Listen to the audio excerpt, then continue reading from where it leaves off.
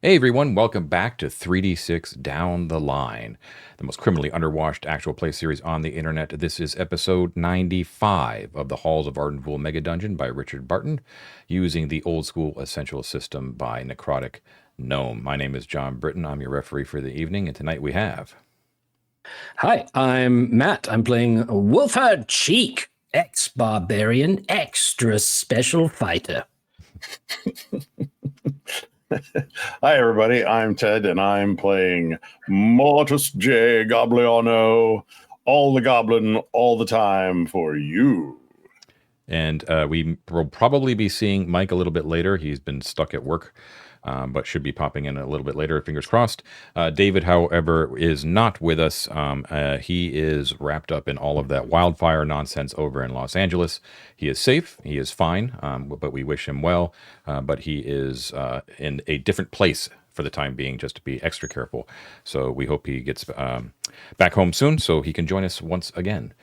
All right, so this is the first episode of 2025. Means nothing to you if you've been watching these far many years in the future, but it is the in the game world. It is the 17th of July, so it's approximately about 5:10 p.m.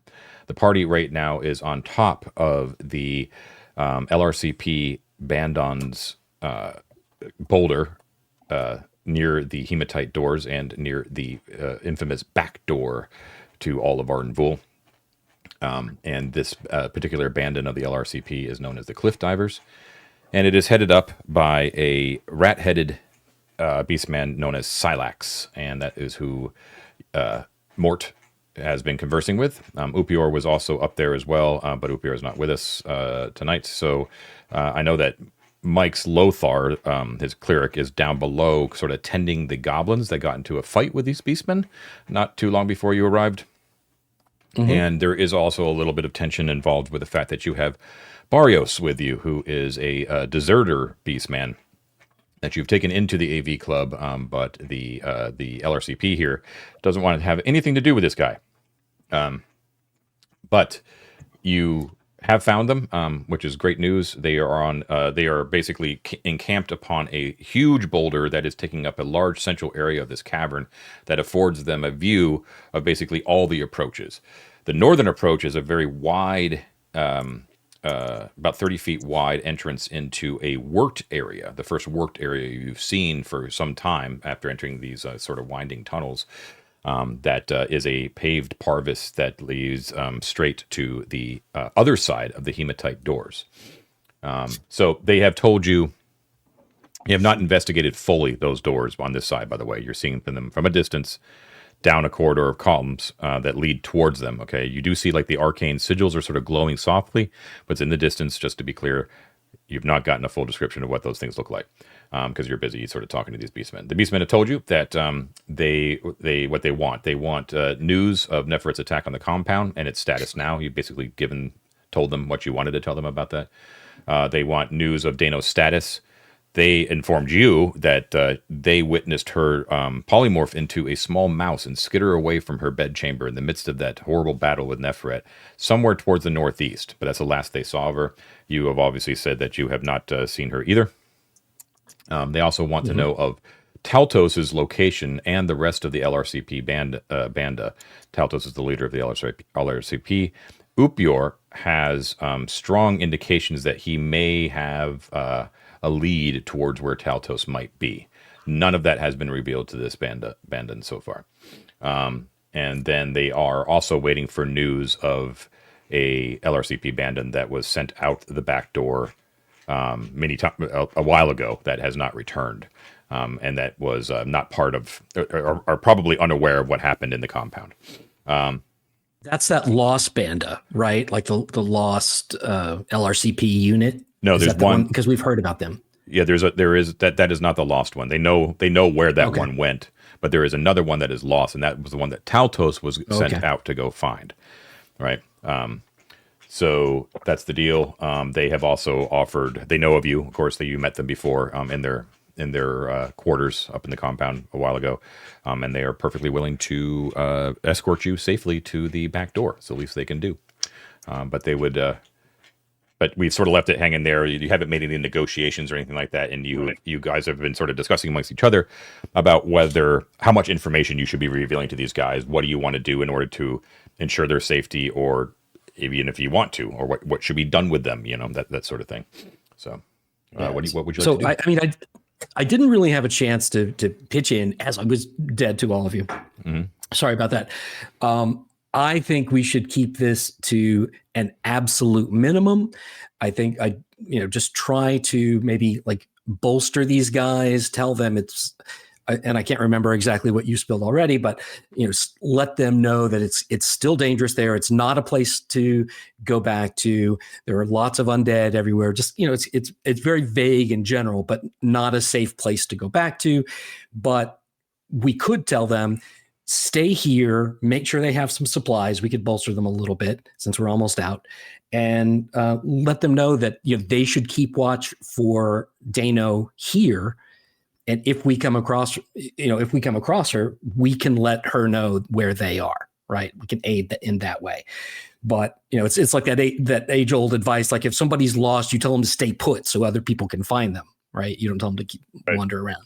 Right. Well, the discussion we were having in the last episode was kind of predicated around me not wanting to lie to them at all, and David thinking we should be telling little white lies to protect knowledge, which is an asset, and work it to our advantage.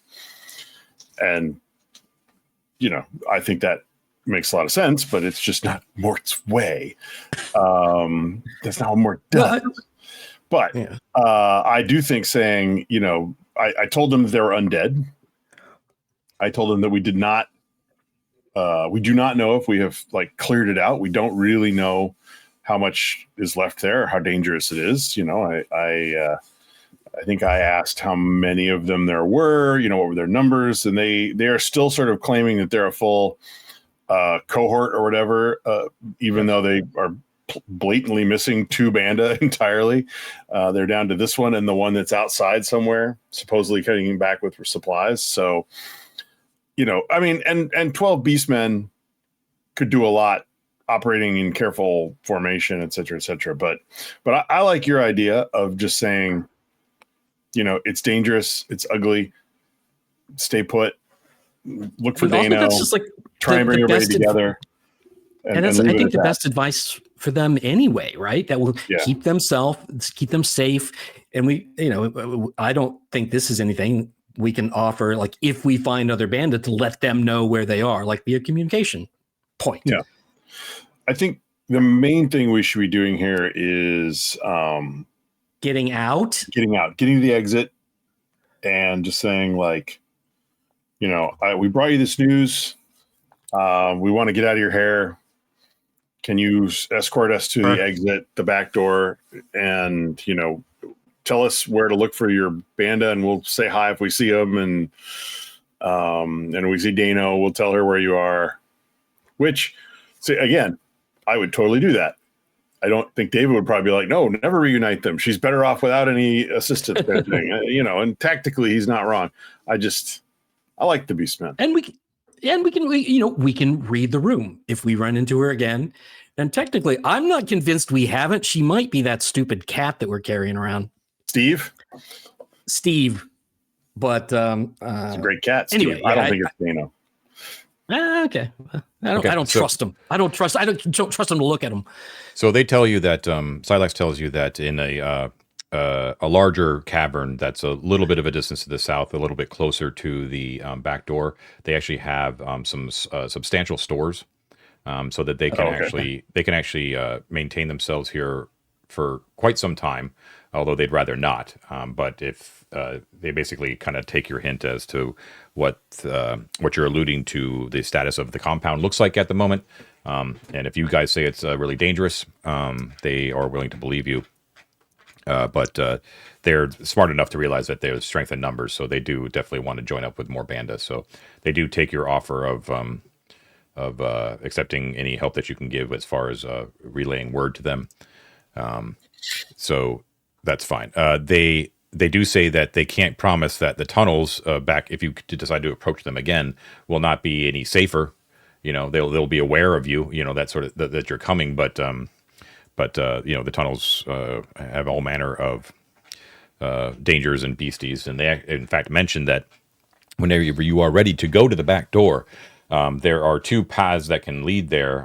There are only about about 80 feet away. Like the back door is only about 80 feet away to the south through a couple of winding tunnels, but there's two main passages to go. And they do say that there's one that we would normally go through, but we have heard something, we have smelled something foul in that route. And we heard some pretty dire munching coming from that direction as well. So if you don't mind, we're going to escort you a different way. And there is actually a site along the path there that may be of interest to you as well, that you may like to see. We haven't been able to unravel the mystery of it ourselves, but for all that you've done for the beastmen, or at least your attempts, feel it might be something that you might care to see. But you let us know when you're ready, and we'll escort you. We're experts at figuring stuff out like that. Yeah, absolutely. Let's go. So, I mean, I'm kind of inclined to just say, let's go. I don't think anybody's particularly wounded right now. I lost a few hit points somewhere along the line. We've got a couple of wounded goblins, but nobody cares about them anyway. How down are you, Mart? Because I think Elizabeth has a healing word if you need it. I'm only 4 hit points down. Oh, okay. Yeah, you got plenty. So the situation right now is you're vouching for Barrios' good behavior. Yep. But they don't like it at all. I respect that, and I've made that clear to them. Yeah, you have a feeling though that they care more about seeing justice done with Barrios than they do about caring about your needs. So should you turn your back upon them, Barrios may sort of suddenly disappear off the side of a cliff. In addition, hold on, Barrios is carrying some important stuff. Let's just see. You have 3 goblins as well at the base of the boulder. There's 2 normal ones there, and there's one. The leader appears to be named Bellringer. Remember that they are all wearing kind of crazy looking gladiator gear, and it looks like they were kind of hopped up on their victories from the arena, right. And then ran afoul of the beastmen in these tunnels. You got to let me know what you want to do with them as well. All right. So, I don't mind walking directly behind Barrios just to keep a close eye on him as we march through. Actually, I want to ask the beastmen. So these 3 yahoos here got down here somehow. Do you know how they got from the arena to here, and how they can get back? Like, I don't want to take them outside with me. They're just going to create trouble. On the other hand, I don't necessarily want to send them off on their own, knowing where you are. Any thoughts about that? You're asking them how the goblins got to where they are now? Yeah. The beastmen have no idea, but they tell you the normal Arden Vul thing. There are many ways. You can find your way. You find your way, and I mean, look at you. Yeah. All right. So they're stuck with us for now. Fine. You can ask the goblins. Wow.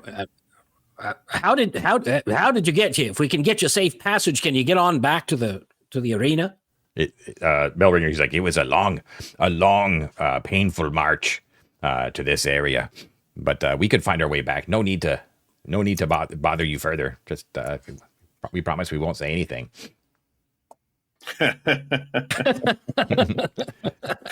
Right. We must proclaim our victory before King Wiskinum. What victory did you have? In the arena. Oh, right. You should go, Mortis. Look, so strong. Oh, yeah. So charismatic.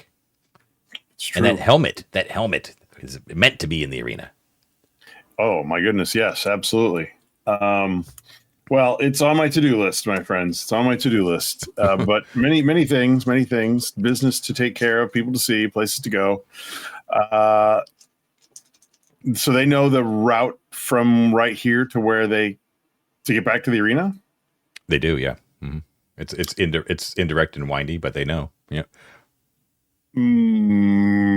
Matt? Do we want to hold on I'm with to you them? with the Yeah. Do we want to hold on to them and then follow them back to the arena once we go get the rug? What? Well, I mean, they're not going to come into town with us. They're they're monsters.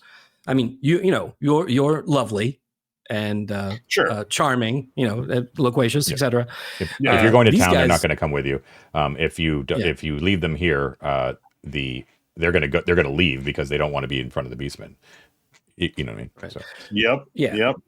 So we're in a situation where, but you know what? I yeah. I have a suggestion, Ted. Yep. Let's bring them. If there's anything dangerous, we can shove them in front. Let them snack on them. If we make it out fine, that's great. We can let them go back to the arena. Bring them with us outside, you mean? Or just until we get to the exit, and then once we get to the exit, send them back. Oh, I see. Well, so that's the problem. So here's what I'm concerned about. I don't really want the goblins having all this access to this exit. Of course, they've got the surface. Yeah, you know what? What the hell? Forget it. They already kind of know. Yeah. Fine. Well, I mean, if this route gets back to King Mosquinum and he could send goblins to this exit, then there's gonna, be a whole fucking thing with goblins. But they're our allies, so what the hell? Okay, yeah. We'll bring And besides, if they come through that fungal forest, they're going to get eaten up. They're not going to go through that thing. Let's not think about it anymore. Okay, let's go.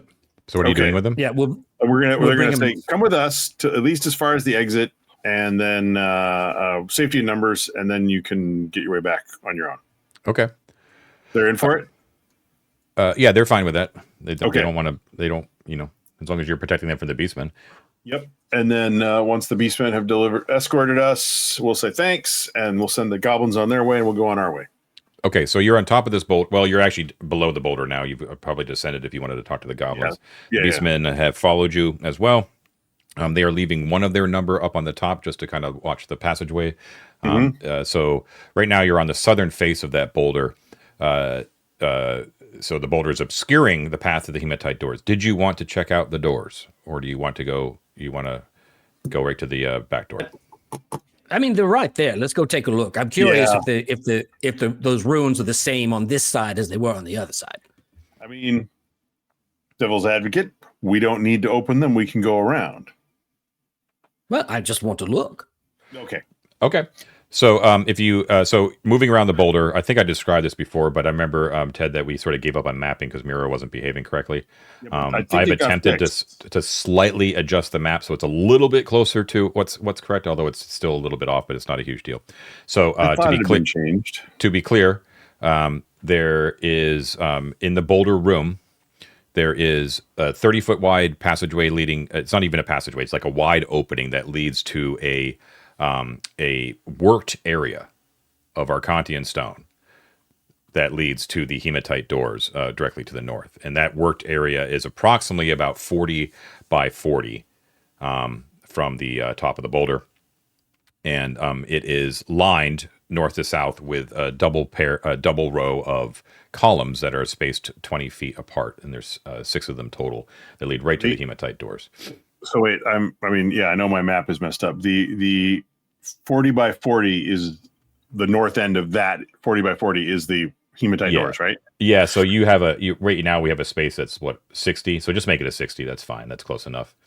And then there's columns down the side. Yeah, like the 3 on each side. Oh, wow. That lead right to the doors. Man. Okay. And in addition, there are 2 natural tunnels about 10 feet wide-ish or so. One leads almost due west from the boulder, and one leads almost due south, but a little sort of like south by southwest from the boulder. Okay. So openings in the boulder room. Yes, correct. Yeah. One leads almost due west. Yep, and another one leads south by southwest. Yeah. Essentially. More or less. Yep. Okay. Okay. So like should be something. We'll just do this. Yeah, that's close enough. That's good. Yeah. Okay. Okay. So So here, the floor in front of the hematite doors has been laid with 5 by 5 feet pavers of white marble, and there's 6 slim natural stone pillars that extend up to the ceiling. The western wall has been finished, and it looks like it was plastered at one time. Only a few shreds of plaster now hang on the wall. The east wall, however, and I just didn't want to go through the exact dimensions, but it's actually shorn, heading sort of like it's like natural rock on the eastern side. Like it looks like the work wasn't completely completed, so it's actually kind of rough on the eastern side. The doors are, of course, made of black hematite. They are scribed with arcane symbols that are glowing with a gentle, pulsating purple light. They are the same symbols you saw on the other side. So there's an ankh on each door, as well as a feather on the western door and an ibis on the eastern door. But one difference that you see on this side of the door versus the other side is that there is a Mithric inscription that runs across the top of both of the doors. And it says in Mithric, "Speak one of the 7 to enter the domain of Tarmus." And there are no obvious keyholes or locks. Dude, let's open the door. So when we know 6 of them. On the other side, You did it, Mort. I think it was you who said the name, right? Yeah. And a keyhole appeared in each of the doors. And you had determined that that was large enough, that they were quite large, and that only a very large key would fit into it. You guys had surmised, I have not confirmed, that your bronze keys that you, I can't remember where they are, in our stash, may be the most likely thing that fits into those keyholes. But those, I should remind you, they only appeared on the other side. They are not here right now. Huh. Well, let's say these names of Thoth again and see what happens. So Wolford will call out, and then the name of the Thoth guy, the font of magic, the giver of words, thrice-born linguist, the light of comprehension, the giver of life. And the open sesame. And indeed, the keyholes, like you can hear like mechanisms working, and then they appear like shink shink in each of the doors, very large. Okay, so the same as on the other side. You get a keyhole. Okay. Mm-hmm. I'm just out of curiosity. I want to push on one of the doors. Nothing. Back up when he does that. What, John? Nothing happens when you push on the door. Yeah, they're locked. Right. Okay. All right. Okay. Well, so nothing else jumps out in the room. If we do a circuit around the perimeter and kind of look for other inscriptions or any sort of anomalies beyond what you've already described to us. No, unfortunately. Yeah, I was going to ask however, more when you do turn around to sort of look at this stuff, you turn around to a phalanx of 6, or I should say 5 beastmen and 3 goblins, all of whose jaws are being picked up off the floor as they just witnessed what seems to be a miracle. And the most coarse of you, Wolford Cheek, happens to have just listed off 6 of the secret names of Thoth. And they are absolutely flabbergasted at what just occurred. Right in front of everybody. Don't tell your so friends. much for secret names of Billy, that's amazing. See, I'm really good at keeping secret information. That's what you are all blessed by Thoth, says Silax. And they kind of look over at Mort. They look at Wolford who said it, and then they look over at Mort, and you can see like recognition start to sort of like flicker over their heads, although they haven't quite pieced it together yet. The goblins look completely like they don't know what the hell's going on. They're just but they just saw like magic basically just happen at your behest, with like no hesitation. Yeah. Are they recognizing the mask of Tauristus? Is that what the beastmen seem to be? Yeah. Mort will just lean over and like tap his nose like this, and they're like whispering at each other and all looking at each other, and like all hatred between goblin and beastmen has sort of been deferred at the moment. They're all just sort of like, what is going on? Who are these people? And Silax says, Master Cheek, those names you spoke, I've not heard them before. Are they monikers for the great Lord Thoth? You don't need to worry about it. This is something well beyond your pay grade. Listen, I'm going to tell you something that most people don't know. The wrong people say those words, heads explode right off their shoulders. Like the goblins like hide behind the beastmen as you tell this horrible story. That's right. See, they've got the right idea. Understood. Fascinating. I can detect lies and deception, Matt. Like I'm aware that you just made that up. Total bullshit. Total bullshit. My helmet tells me. Okay. So we see a bunch of gobsmacked goblins and beastmen, but no trapdoors or secret openings or anything else, nor a pile of money. I note. Nope. There are the glowing purple sigils on the door, but that's about the only thing remarkable. Right. Okay, John, just like in terms of the architecture here, like obviously it seems like some kind of accident happened with that big boulder to shut off this area, right? Like this seems to have been an entrance, like a grand entrance to this thing, but it doesn't really make sense unless that boulder just collapsed in some kind of great calamity. So the boulder really change. I may have said something different last session, but I'll clarify here that the boulder seems to be of the same sort of stone as the surrounding ones. But it's difficult to tell. Like it could very well have just been carved out. You know what I mean? Yeah. Out of solid rock. That could be a thing. You're not really sure. And then as far as this worked area, it gives you the impression that this was a project that was abandoned for some reason. Oh, okay. Yeah. Right. So like they're working their way. Okay. Like everything that the beastmen have told you about the back door, it gives you the impression that this is very much like a secret thing. This is not like a grand entrance of any way, shape, or form. It's something that they discovered, that they basically maintain or made themselves, for that matter, but that it is very subtle. So it looks like this entrance, if it was a grand entrance, and that was the purpose, that something interrupted its construction. Interesting. All right. Well, yeah. If there's nothing along these walls, and I guess just on the way back out, he would kind of just run his hands along that western wall with the plaster on it, just seeing if on his way out, feeling for any of those like little seams that are a little bit different. Just to see, without our fancy mask to show us secrets. Sure. If they're, you do not detect anything. Okay. I'm going to say discussion with the beastmen up on top of the boulder was a turn, and investigating the doors was another turn. So now it's 5:30. You reluctantly leave that area behind. And are you now going to follow the beastmen towards the back door? Right. Yes. Okay, cool. All right, so they will go first. They light some torches, just so everyone can see a little bit better. And they bypass the western passageway, but they do take the south by southwest passageway. All right, and they say after about 20 feet or so of natural passageway, that passageway continues towards the southwest, but there is a hooking passageway towards the east. They point towards the east, and they say that is where we normally would go.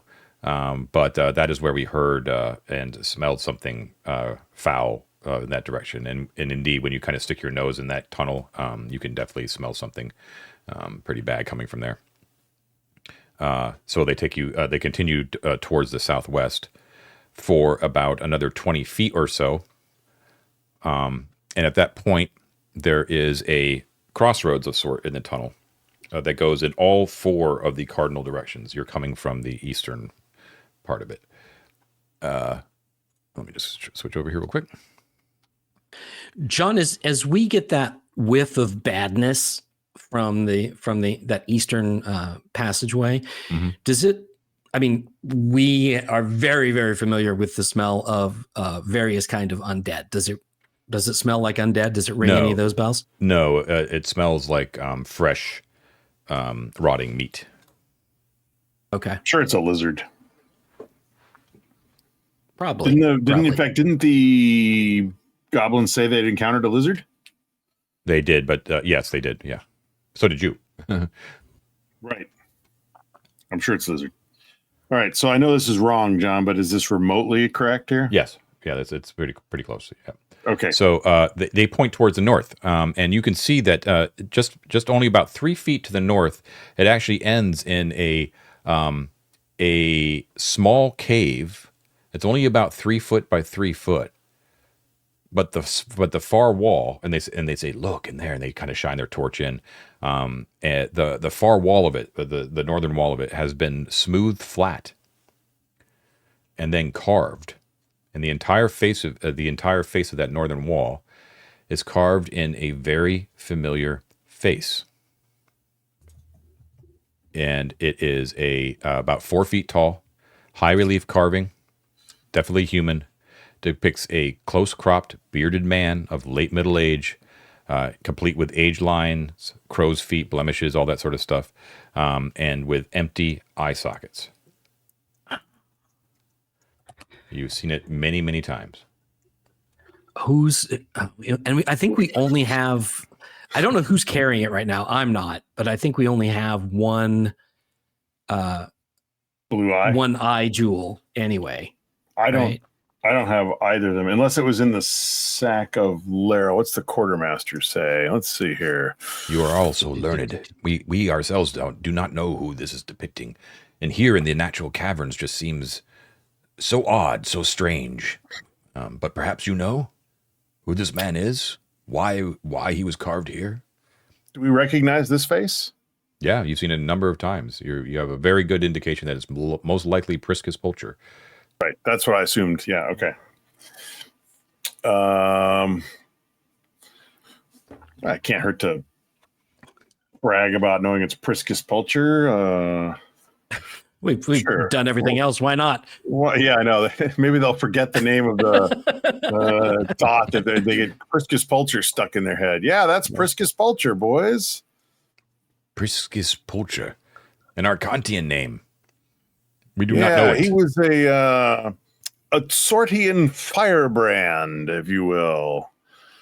A hero of the Sortian faction during the Arcantian Civil War. The goblins start picking their noses, hopping from one foot to the other. Oh, surely the goblins! Come on, you must recognize this. There's one of these faces in the debouchement. Come on, bored now. Bored. The beastmen seem to be listening carefully. Yeah, but they don't seem to recognize the name. John, anything around the edge of this face? Does this look like it could move if we look at the seams around the edge of this carved face? So it looks like the wall was deliberately smoothed in order to accommodate a bas-relief carving that was carved into it, basically, right? So a considerable effort was done to make this carving appear out of the rock. You know what I mean? Like it wasn't like mounted onto the rock wall; it was carved out of the rock wall. I have a new theory about these faces. Yeah, I know, because we've seen other places where you press the eye sockets and doors open and things like that, but we find these in certain locations, like key points, really. What if they are, of course, they're missing their eyes, but what if the eyes gave them? They're like guard cameras, you know. We've seen other things like the mosaic televisions, and we know we've got that spell book, you know, that puts eyes around the dungeon and steals them from Mike. What if this is a similar sort of technology where Priscus could watch, or somebody using the face of Priscus could watch people coming through this route to come to the hematite doors? Maybe they're like cameras. Here's what I was thinking. Like I'll have to search the notes to find this, but I remember there was something about following the eyes of Priscus Pulcher. Like was looking for something. Like we've found some kind of clue about following the eyes. And I'm curious, John, is he just looking straight dead ahead with his Well, with his eyes, the eye sockets like, are empty. So, right. but the face is definitely like head on. Yeah. Yeah. Straight. Okay. But they usually are, right? Yeah. Right, John? The faces are usually just straight. Yeah. Not like, every time you've seen a depiction of Priscus, it's always been just straight on. Yeah. Yeah. Okay. What's down the southern hallway? What's he watching? So the southern hallway is where the beastmen want to take you. They said that the back door is down here. Okay. Okay. All right. Let me just make a note. P for Priscus culture there. Okay. Yeah, that's pretty interesting. I don't have the blue eyes on me. I think David has them. I guess we'll just, what? Yeah. And are these the same size as the other eyes that we've seen, John? Like we've seen various, like I remember like the bust that's floating in the debouchement. They were small, and then there was one like in a large kind of on a wall back by the fire portal. That it's more like that size, larger. Okay. Yeah. Okay. So it's so larger than the little blue eyes we found. I can't remember where you found them, but we got one from the goblin market. Yep. It was likely that would fit or something. Okay. I don't see it on the quartermaster. It must be in the stash. Okay. Yeah. I'm sorely tempted. Oh well. Okay. I think we should just keep moving. Continue on. We'll find it. Yeah, if we were all four here, it'd be a different story. But okay, investigating the face took a turn. Okay. Moving. Actually, don't mind me at all. No big deal. Oh, all good. Yeah. Okay, so you continue moving, and they take you to the south. Now that south passageway actually leads about southwest. To be fair, it's not a big deal. But you move about another 20 feet towards the southwest. Opens into a T intersection. A more narrow passageway goes towards the northwest, and then it continues a little bit wider towards the southeast. They point towards the northwest, and they say that is where our stores are. After a number of feet, it opens up into a much larger cavern where they keep all their stores. And at this point, when you kind of enter in that T intersection and they start to face towards the southeast, you can hear it. You can hear the gigantic rumbling of the falls on the other side of the rock, somewhere very, very close. In addition, as you slowly approach, they've got their weapons out just in case. And you can see that after about 30 feet, you reach what appears to be a dead end. All right. However, about 10 feet from that dead end, there is another passageway that leads east and slightly northeast. And that would be the main approach that they would normally take, but they say that's where they had that smell coming from. You know what I mean? Like if you sort of connected your bad sign up there, Ted, with this bad one, that would be that's sort of like where they would normally go, but they kind of took you on a different route. Now they seem to lower their guard a little bit in relief because and Silax sort of like makes like a gesture to his men, and then he sort of mouths to you. He says no sunlight, so he meaning like the door is shut. But they all seem to be on edge, and you can see them listening, and the thunderous noise of the falls is like kind of shaking the rock around you. But you hear another like grinding sound that is sort of juxtaposed with the sound of the falls, definitely coming from the outside as well. And so they're a little bit leery about that. But they point to a massive slab of stone, which at casual glance just appears to be part of the dead end there. But they said that this can be moved aside. And then they say, welcome to the back door. Hey, you have made it.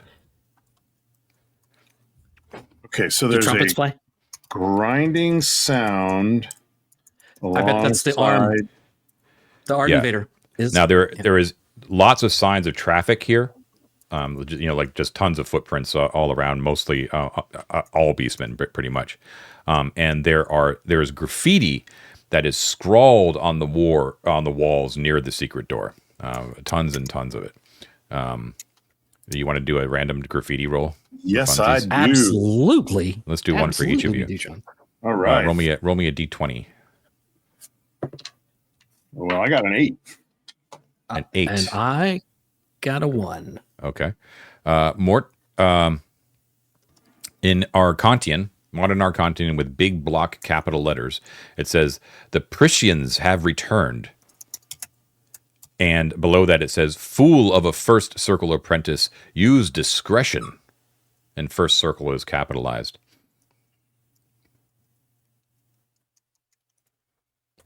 Wow.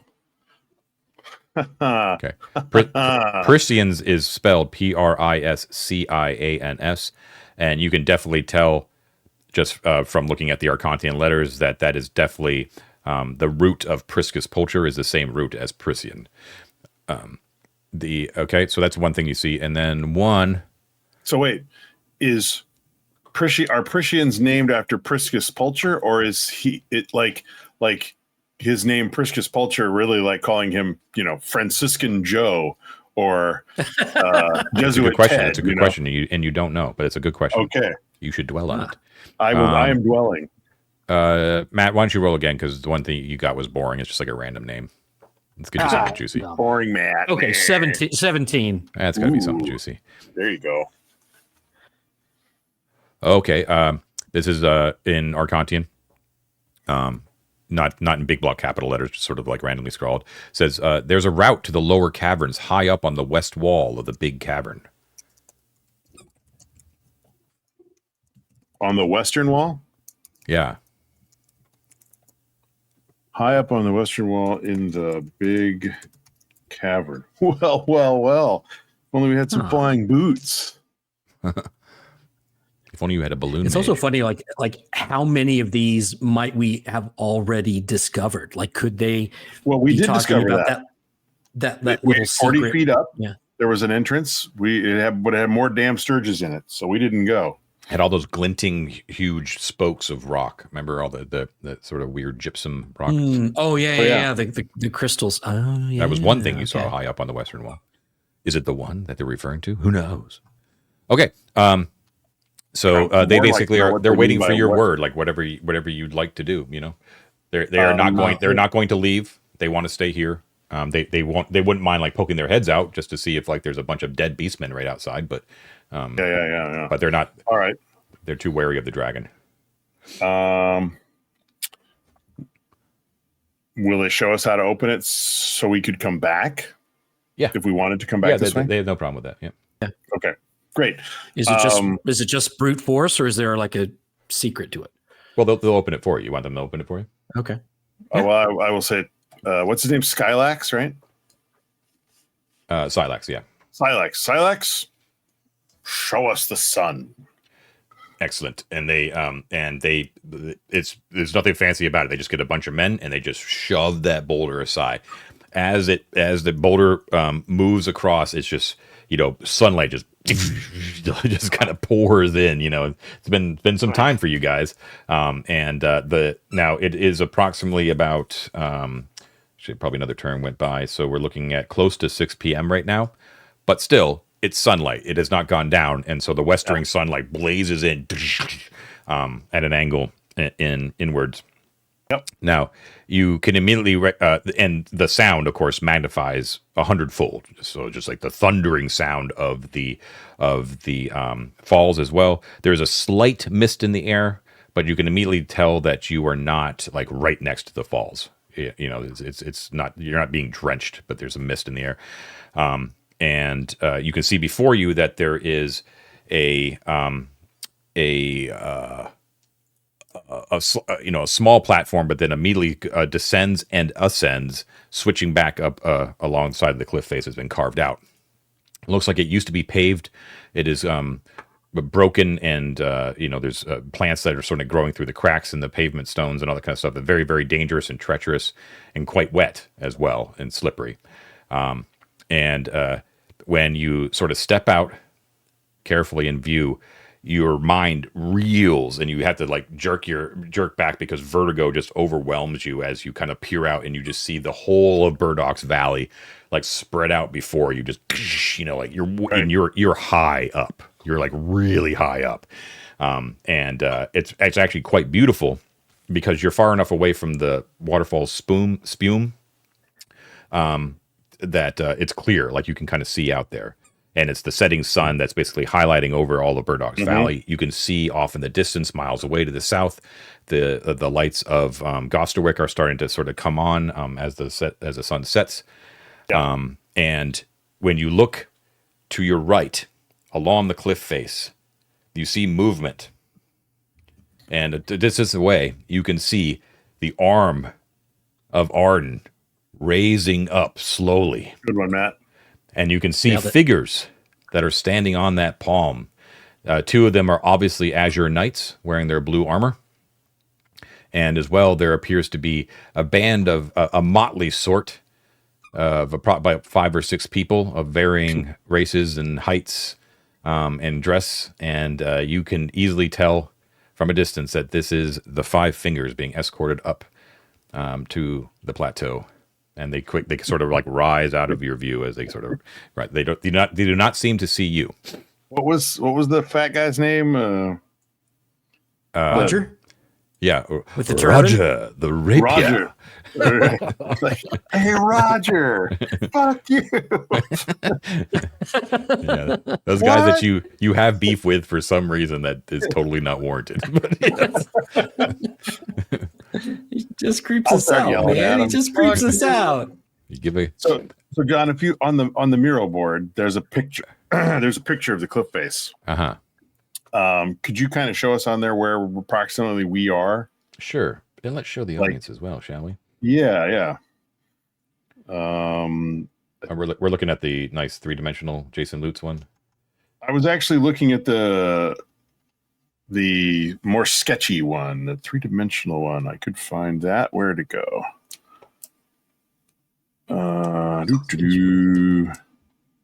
Oh yeah. So what you want to do is actually go to the Long Falls picture. Yeah, okay. That's the one I was at. I didn't even see there was a title. Yes, Long Falls, please. Yes. Okay. Right. So you guys are.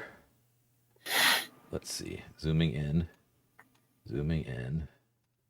I like this picture because they actually do account for the entrances. It is. Make sure I don't get this wrong. Right here.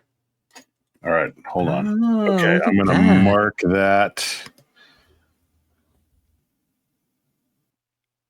Okay. Great.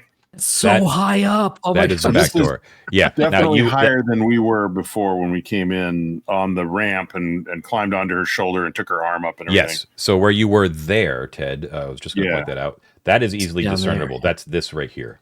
Yeah, that was that little room we hung out in for briefly. That's right. And it just had like the remnants of a campfire, but it was obvious that like anyone who was coming up the long stair, they would rest here, you know? And that's where Varger decided to do a little exploring and went behind the back and the whole thing happened. Right. But because, very early on, your first attempt to ascend, you discovered the mystery of the Hand of Arden. You've actually never ascended the long stair, which is the way that most people get up here. Or they did beforehand. You guys have now solved that problem for all adventurers. But as you can see right now, as you see the hand being lifted up with the 5 fingers, the 5 fingers in the 5 fingers, as it were. No. So where you are right now is approximately 1,150 feet up from the valley floor. The plateau is roughly at 1,700 feet total. And it looks slick and rather dangerous. But through rumors and all that, and having climbed part of it yourself, that it is doable. Just got to be careful. All right. So, Matt, the question is, do we go down a long way, or do we go up a short way and hope to take the hand down, but risk the dragon smelling us? I think we walk down. I think we just walk. I think it's cool. Yeah. We haven't seen what's on this the ramp now, and we've got ropes. We've got pitons. We're able to do it. There is one thing that Wolford will want to do, however, before we do this, and that is change out of the armor that he's wearing, as he is wearing armor of the Azure shield. So it does not seem that would be a good idea to show up at the bottom of the cliff dressed like a knight of the Azure shield without actually. All right, so you're going to step back in and sort of change your armor out?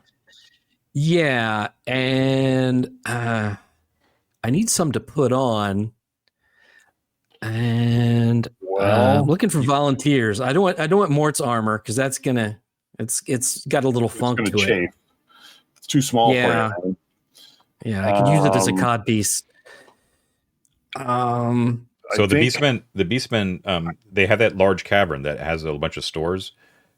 They Uh-huh. could actually send someone and they could bring you a suit of suitable of armor for you Okay, if you want. let's do this because I think Barrios is wearing the armor of Count Scleros, he is, right? which I How about gave to him for his loyalty. I'm also pretty loyal. I'm also damn old. I had Much forgotten more about that, fragile than and he there's is. no way that that would fly because they would immediately recognize it as Scleros's armor. Uh-huh. Do you know what I mean? Like there's, I forgot that he was wearing that, and I think He's you probably carrying would have had the presence of Scleros' mind to spear probably, too, John. huh? He's carrying Scleros' spear too. Yeah, it's probably not a good idea. Yeah. We could retcon it, but I don't think they would ever allow that. They're barely tolerating his presence as it is. I think it's funny that you mentioned that. Like as I was listening, I was like, okay. But yeah, what he has Laryl Sack, It is and I think full. coming up upon this the boulder where we met them, I think that I don't think it's too much of a stretch to say he might have stripped that down. The sack is full. The sack is full. Totally full with I can thousands carry of it. coins. I can carry it. I can carry it and you still want to carry be. Well, you can carry the armor, but there's no hiding the spear. Yeah, that's. They're okay with you. They just don't want that guy wielding that spear and that armor. That stuff. You know what I mean? Yeah. Okay, so I'll carry it. All right, and so we switch stripped him down. Mort's got the spear. I'll let him carry the pin for the time being while we're traveling in the tunnels just for safety. He's not unarmed, but then we'll swap it all back once the beastmen leave us. And then Wolford, you're wearing Scleros's armor right now? Yes. And where are you putting the Azure armor? Let's see. What can we put in there? Because I don't want to give that up. You know what we can do? Just give the beastmen more rations, give them some oil, whatever you need to because we're going outside. We're going to town. Yeah. Well, I can still be at 90. Here's what we'll do. Okay. I'll take 2 slots of something out of Laryl Sack. We'll put the armor in there so it's not detectable, not easily seen, right? And then I'll still be I have 2 empty slots and I can still be at 90. So I'll take 2 slots out of the bag, put the armor in there. Okay. So we don't have to decide right now, but you're going to have to determine what those 2 slots are now filled with, like what you took out of the bag. Also, doffing the armor will take a turn that pushes squarely at 6 p.m. So that's fine. Just adjust your AC accordingly if necessary. And let's make sure I have the right stuff. Let's see. And we'll say, like, retconning it that you did, the armor switch be when you first detected that there were beastmen. And you're like, oh shit, Barrios, you need to get the fuck out of that armor. The beastmen actually obviously recognized the armor, and you did have that conversation about what happened to Scleros, and they were dismayed to hear it. But they don't seem to take offense to the fact that you're wearing it, Wolford. They seem to, especially after the whole hematite door thing, they seem to have a pronounced respect for you. Okay, so all that encumbered stuff done. What do you plan to do? So I should say. Numerous feet travel along here. It's also often washed away because of the mist. So it's fair. It's a pretty cool thing that the beastmen have going on here. It's like they can freely exit and enter as long as there's no one in view. And even despite the fact that they're obviously going to be leaving tracks, they just sort of meld in with all the other traffic that kind of comes up here and then quickly disappears because of the water anyways, right?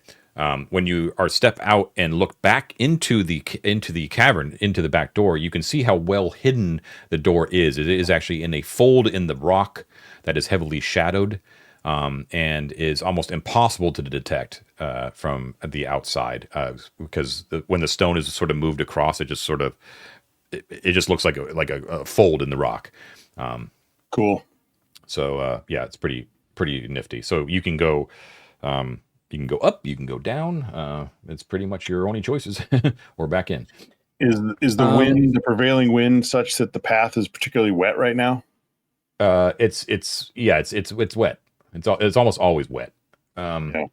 What was I actually have a note here. I looked up what the weather was. It's been a long time since I've checked the weather. Today it is mostly cloudy. It's about 78 degrees right now, and there is only a slight breeze. All right. And the sun is setting. Good conditions. You should be aware to be careful up going down the ramp. It's going to take some time, probably multiple hours. And then Gosterwick itself is approximately 8 miles away or so from the base as well. It is about 6 p.m. right now. Yeah, maybe we should camp out here in the cave. Like, close the door, go back inside, close the door, and camp out and hit this in the morning, first thing. I think just for safety, rather than trying to negotiate that path in the dark. Yeah, well, we do have our lockets. How many hours did you say, John? We would estimate that it would take to go down the path to get to the base. Couple hours. If you're moving at 90, you would then have to move half speed for caution, which I assume you would want to do. It would take you 3 hours, approximately about 3 hours to get down. And then to get to Gosterwick, provided that you don't have any other hangups, it would on the Imperial Road, it would take you about 4 hours moving at 90. This is with wilderness travel speed too, by the way. I actually did do this correctly this time. You're not moving at dungeon crawling speed. It would be a total time, barring any sort of hiccups, of 7 hours. So that would get you into Gosterwick by about 1 a.m. Ugh, it's just annoying. Which may have certain advantages. Showing up in town, late will be less likely to be recognized, that kind of thing. But I mean, word will get out once we show up at the hotel. Keeping it low key. Yeah. Well, we do know that because I remember from episode 1 or 2 or whatever, there is that like cul-de-sac, like that one cave that doesn't go anywhere. It's like near Arden's shoulder. Well, you want to go halfway and camp down there? Yeah, because I remember that one didn't have like a back, right? Like nothing could come in from behind us here. And if we camped, I guess we could go back and camp at the boulder or whatever. But no, I don't want to go backwards. If we go forward, if we go down halfway, we could just camp out in that little cul-de-sac. Fine. There's no need to overthink things. Let's just do it. Okay. Great.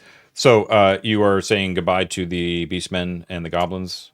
Yes, I will thank them for their hospitality and their fair dealings, and that I'm sorry for what happened to the beastman compound and all the people. And if we see their team out here, we'll pass the message along. Okay, cool. So they the goblins sort of look trepidatiously back at the beastmen, but they're hoping that everyone involved here keeps their word, and slowly the back door gets closed, and they are left to their fates. The beastmen wish you the best of luck. I will, and you start to make the goblins that let's see. We should send a message to King Wiskinam. If they get to the king, or if the king asks, tell them that the AV Club is alive and well and will return to seek his counsel soon. Okay, sounds good.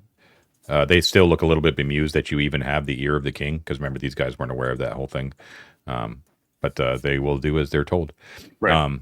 Okay, so you make your way down. After a few turns, you make your way to that post, and there is no one here who has been in here for real. But you've heard stories that That's right. your fellow companions did at one time here. Now you can see that this has obviously been used in the meantime since that time frequently. So it's dry. It's only about 8 feet tall. It's like a perfect little hidey hole for anyone who wants to take a break. And there is that sort of fire pit that can be used. So if you want to, you can. Yeah, Ted. I have a thing I would like to do, which is I get true seeing once per day. And before I go to bed, I'd like to true see this room. Sure. Unfortunately, it does appear to be exactly as described. Ah, damn. Yeah, nothing fancy. We try again in this all this time. I thought for sure that was a good fair use of it. I would have done the same thing. But yeah, it is just it is what it is. A very mundane but very effective resting place. All right. With that in mind, we will also be taking our first rest. We will taking our first break, and we will be right back. Okay, we are back. Bladder's empty, beer's full. I have a dog with me as well. Elvis in the building. Elvis. Okay. Okay. So you are camping overnight. In here, you do not, except for the continuing thundering noise of the falls. There's nothing to disturb your rest. So you do rest for the night safely. So everyone gains 1 hit point. Whoever is, Mark, you said you were down, so Lisbeth will cast Cure Light Wounds on you before you go to bed. So you get 7 hit points back. All right, I'm up at full. Thank you, Lisbeth. Barrios complains about how you stole his armor. And please take away a ration as well from everybody. Oh, yes. All right, so let's see. What's Barrios got in his pack? I'm going to mark. How many rations have you guys got? You guys okay? Let me look. Do I have any now? I have enough for all of us. Lisbeth. I'm just seeing. Lisbeth doesn't have any. Oh yeah, Wolford has 7. So. Oh, okay. All right, I'll take care of me and Barrios. And I'll take care of me and Lisbeth. There you go. And Mike and David can eat air. Yes. They are now officially breatharians. Okay. So you rest safely. You got your hit points back, and the day starts up. Let me see what the weather is here, actually. What day is it now? Is it the 18th? It is the 18th. Yes, correct. Let's see. Weather is pretty nice.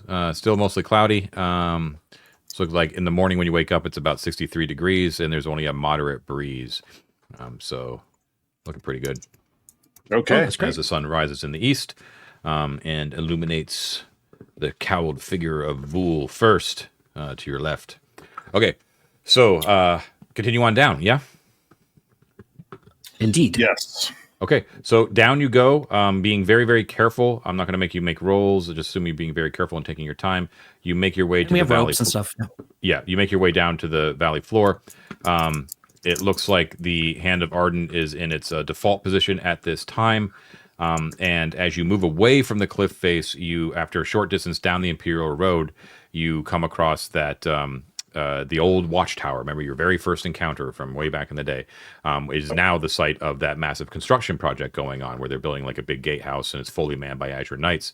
That now in the time in the game world, it actually hasn't been that long, so it's still under construction.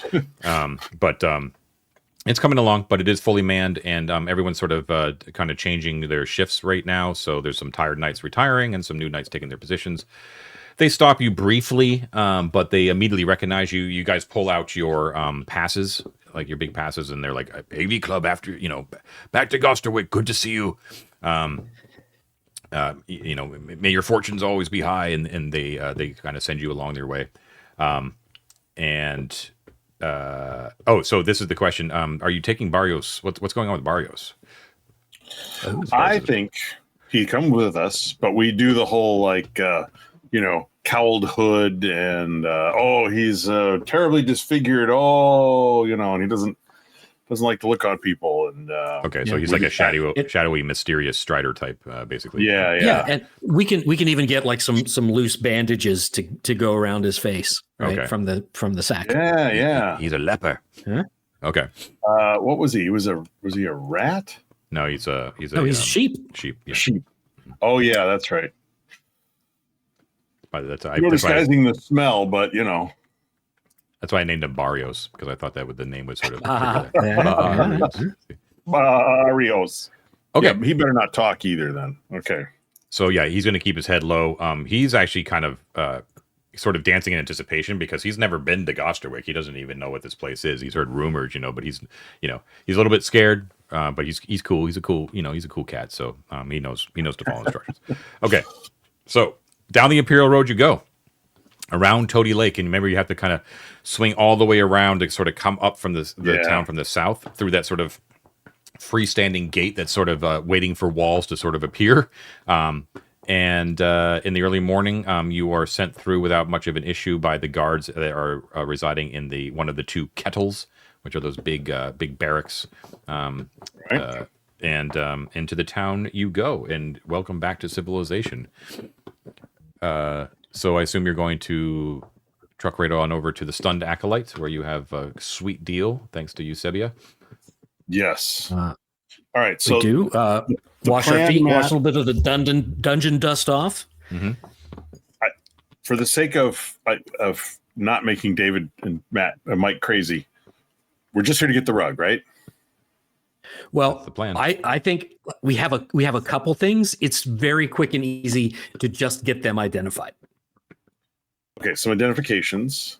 Now, I have been thinking about this, and I know we've been sort of like, we should bring the stash back. I think we should leave the stash here. We should just get the rug. I mean, it is secure. We haven't had need to do a lot of back and forth. Maybe we leave like the majority of it here. Yeah, like all the coins, the piles, the treasure, like the magic items we should bring back, but like the piles of coins and stuff, that they don't need to be anywhere but here, because this is where you can spend them. How about this too? Coins stay here. Jewels, like small things, we keep kind of those with us, because those we can use to pay people off, right? Like you can give them a few thousand G worth of jewels, and it's just a pocket. Right. But otherwise it's like, tons and tons and tons of weight. Right. So we're talking about the stuff that is in Wick Trimmer's bank, right? Yeah. Okay. So that's fine. I don't feel like doing the math right now, but just take a note that you're going to be doing that. So the Stunned Acolyte, am I right that Ignominious is actually still there watching over the rug?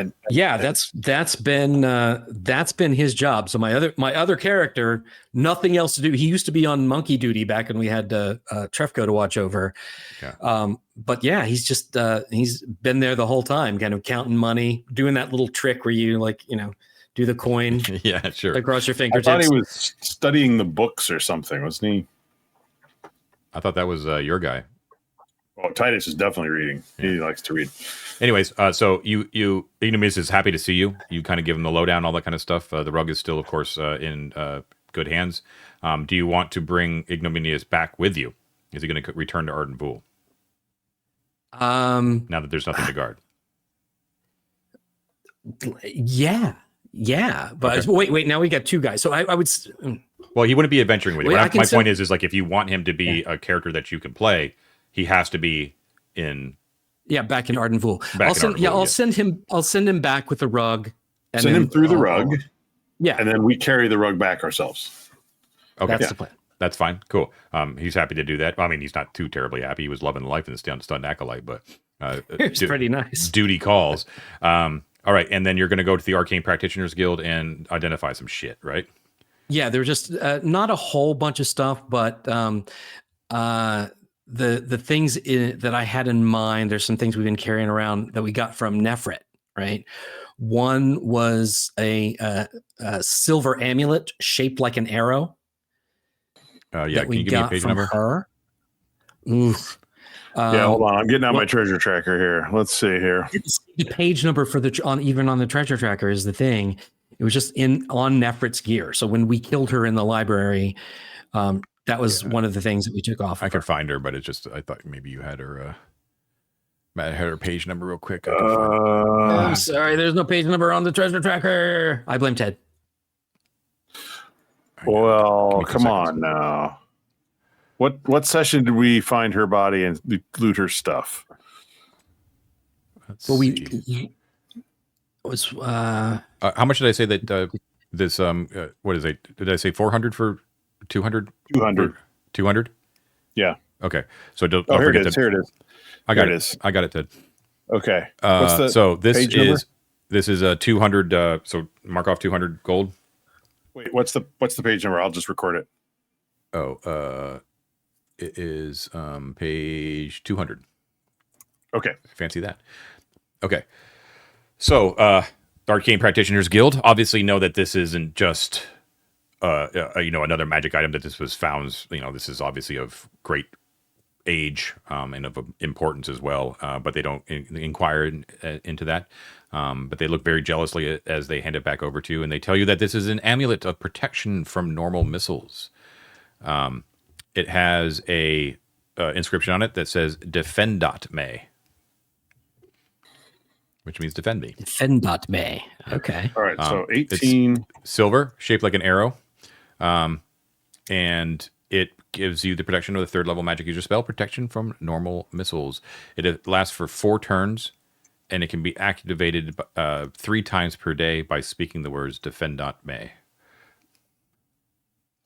4 turns, 3 times a day. Mm-hmm.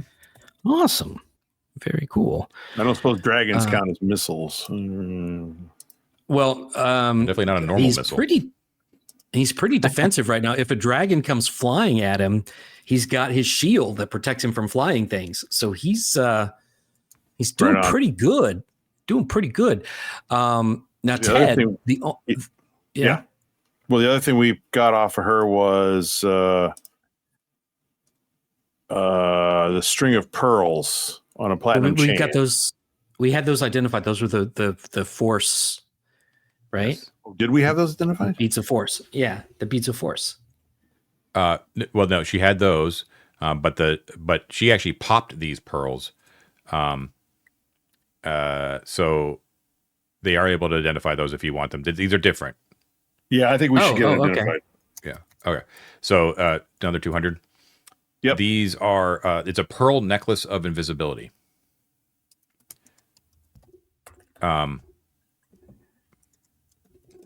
Yeah, you need to pry a pearl off, and then you pop it in your mouth.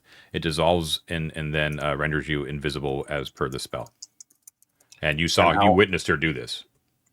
Yeah. How many charges does it have left? Shit, I don't remember it now. Do I have it noted?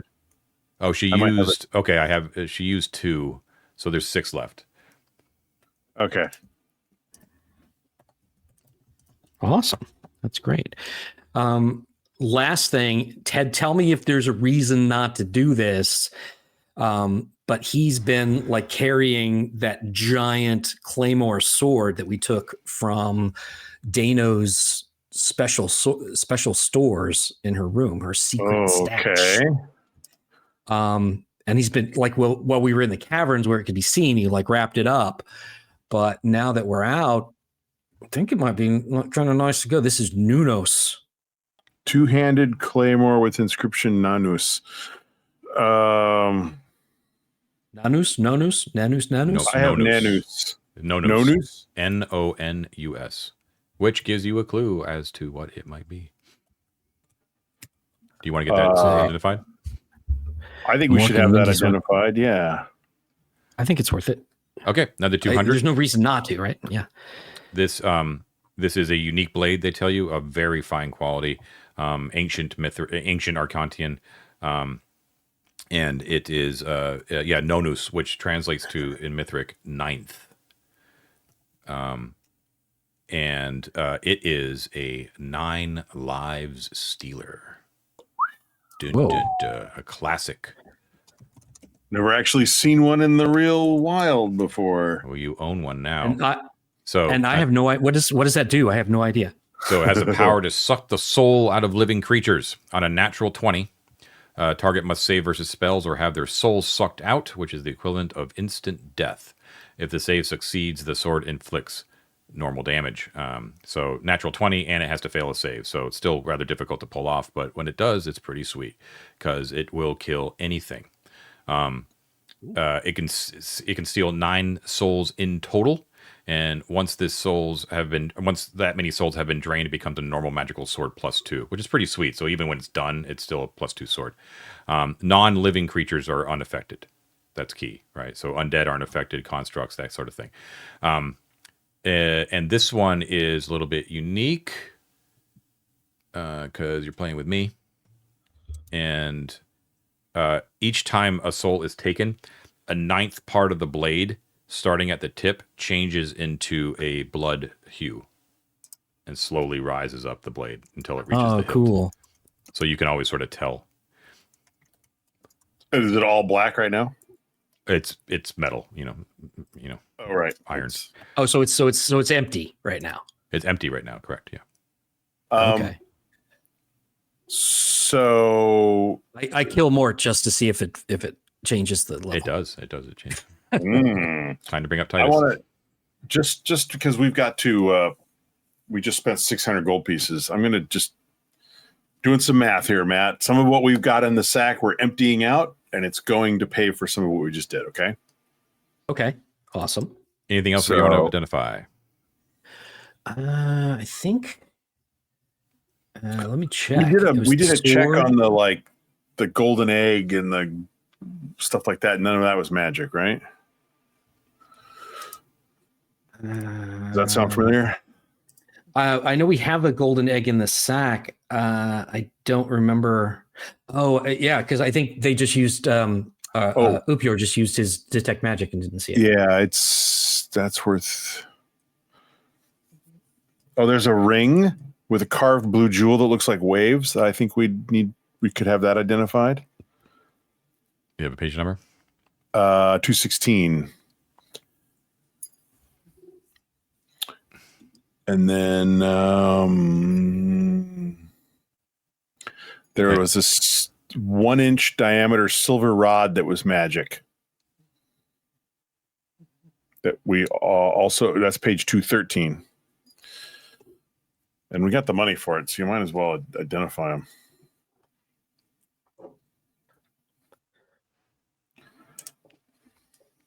Okay.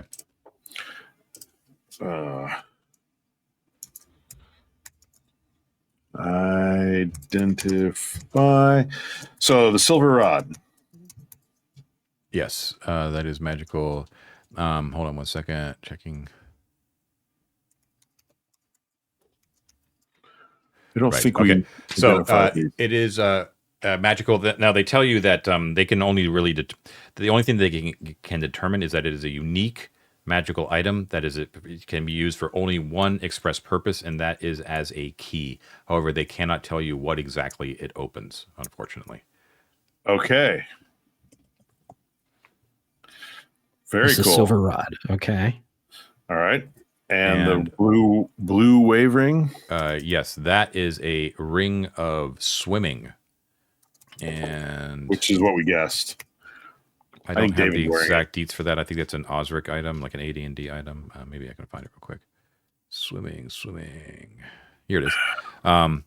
You can swim at a rate of 210 feet. So pretty gosh darn fast.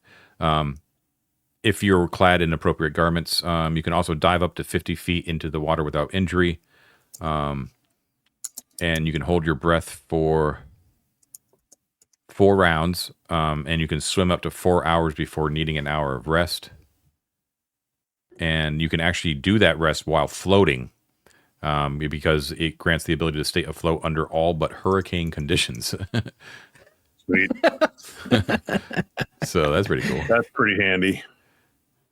Yeah, so that's pretty cool. I can just imagine they had to test that. I'm like, they had to wait around for a hurricane. Yeah. Oh well, I guess it doesn't work now. We know the limits. All right. So I'm emptying a bunch of stuff out of the sack, like all that coin that we picked up in the caverns. Yep.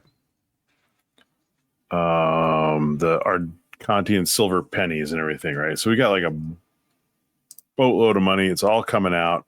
Okay, cool. So you get that stuff identified. You've got your rug. I assume that you're going to spend the night here at the Stunned Acolyte, actually sleep in a nice bed, or no? I don't Absolutely. see why not. Yeah. Actually, getting that, you probably have to anyways, because the amount of items that you got identified, they would take like all day. So you're going to spend another day. It is now the 20th, right? 19th, wasn't it? 19th. It'll now be the 19th. Yeah.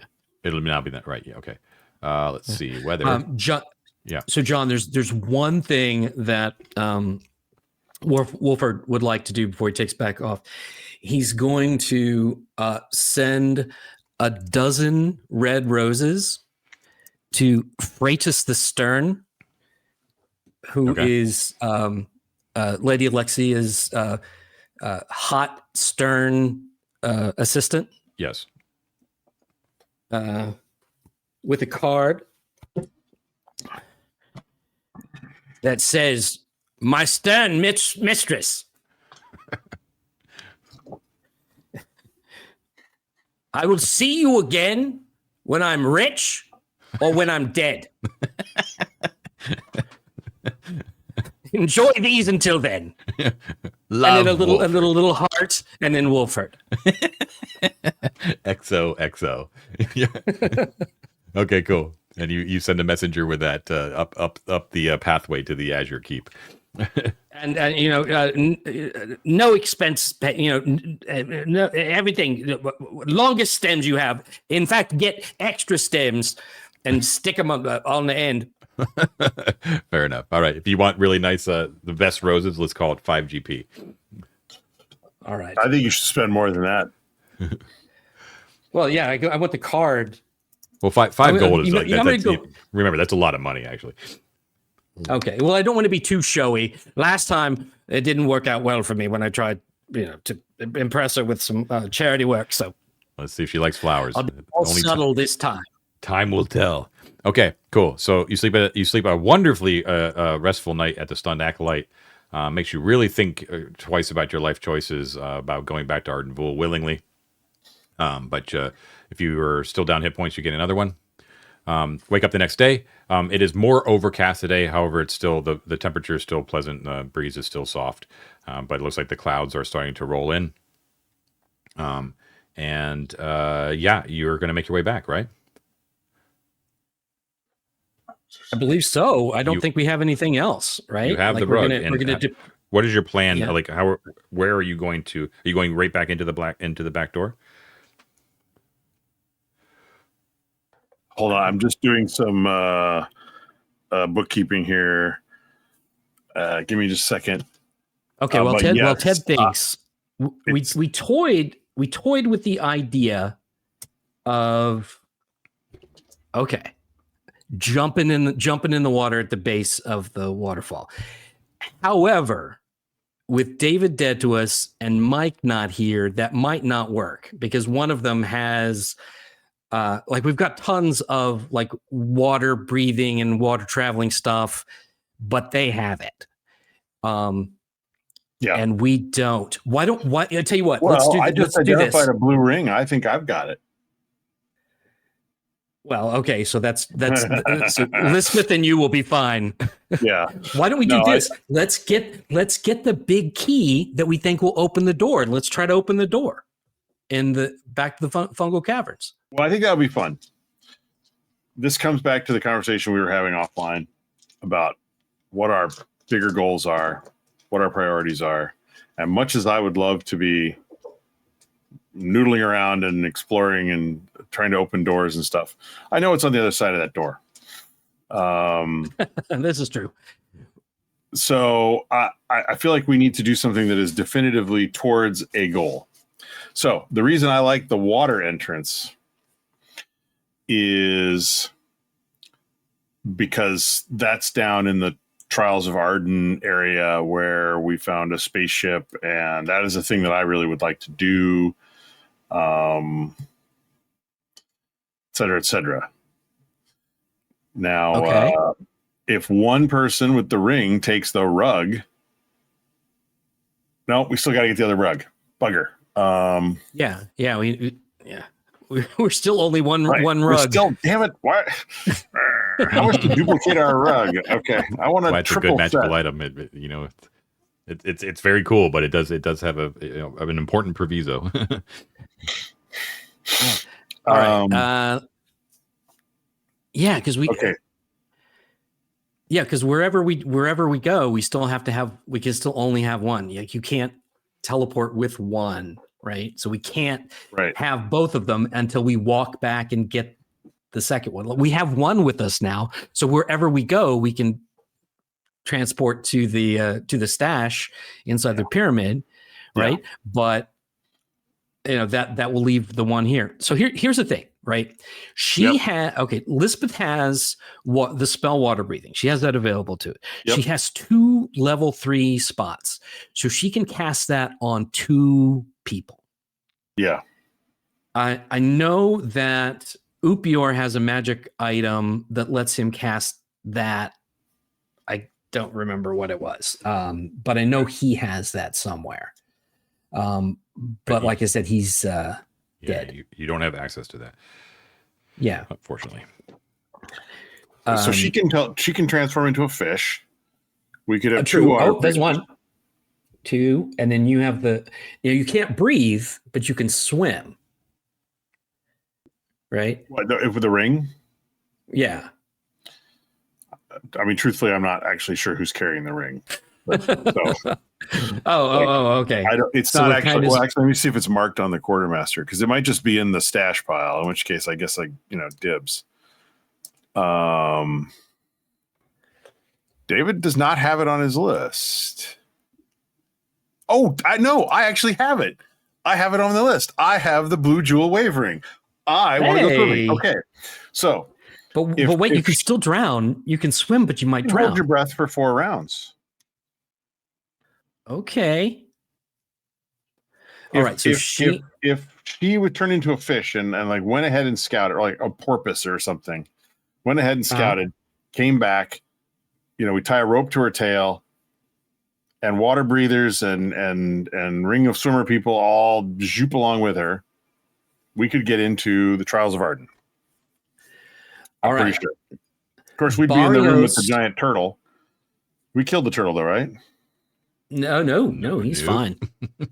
Okay. That was just a dream I had. Okay. He's fine. I mean, she she does have spells that might work on it. She's got Hold Animal. It's true. You can pray for new spells too, because it's been overnight. So you can, As we're making the plans in the morning,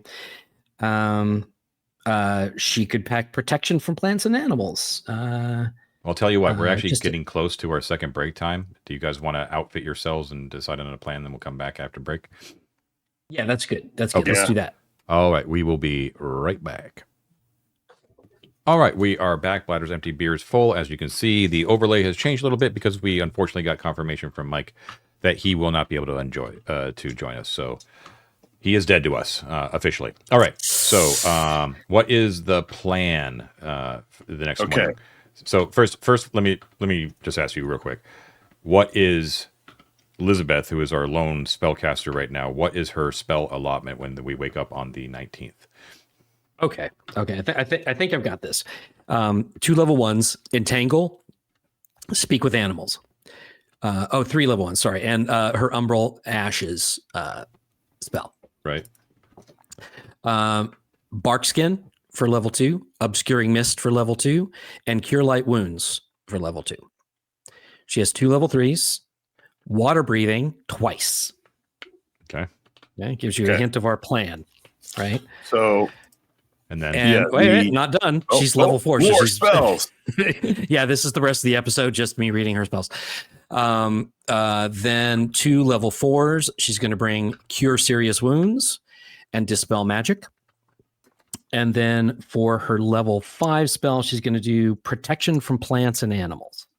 Okay. All right. So she might need that. She's outfitted. Okay, cool. So in the morning, you wake up well rested. The night of the 18th, we have a little debauchery. We order in, we get takeout, we get a lot of wine and beer and show Barrios a good time, because in the morning of the 19th, we're going to put him through the rug back up to the debouche. Gotcha. All right. So you're going to show Barrios a really good time, even though he's bandaged up. Are we talking a carousing good time or just a normal sort of? It actually could lead to unfortunate complications. Hold the phone. I just remembered we just had a night's rest, and Barrios leveled up big time. Oh, hey. Nice. Barrios is loving life in Costawick. Barrios is, he is level 4. And he's, okay. Yeah.